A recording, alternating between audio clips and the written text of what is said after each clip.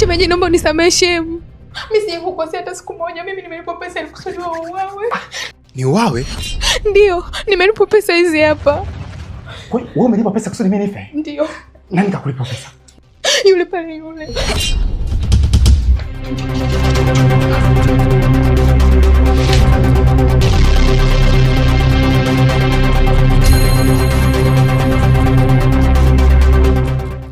Babake una Mungu.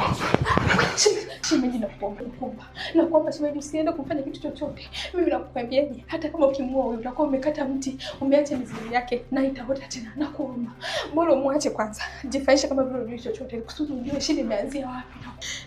Yaani sawa.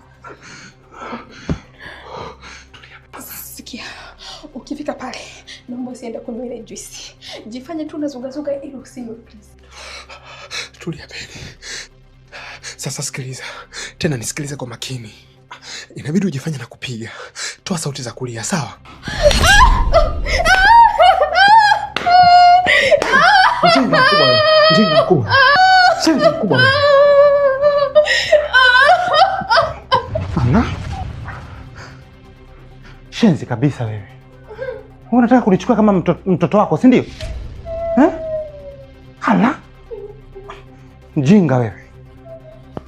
Hala? Unaletea ujinga mimi, unaona mimi kama mtoto wako, si ndio? Jinga mkubwa wewe. Mr. Ben. Hivi umefanya nini? Nimemfumua huko. Yaani nimemkandamiza. Na mimi atasimulia ndugu zake. Hawezi kanifanyia mimi vitu vya kijinga kiasi hicho. Na kwa kipigo nilichompa, na mimi amejifunza kitu. Shenzi kabisa wewe. Huyu kazi imemshinda na huko ndani ataondoka.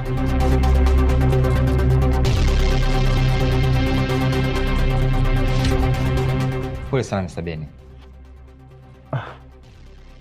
Asante sana. Ila pia nikupongeze sana. Kikweli binti alikuwa anastahili adhabu. Na vipi unaweza kuishi na mabinti waliokosa nidhamu kama hao? Ni kweli kabisa. Lakini kwa nilichomfanya, naamini hatosahau katika maisha yake yote. Okay. Anyway, tuachane nayo. Kikweli mimi nikupongeze sana kwa mpango ulionipa kuhusu hizo pesa. Na imani kama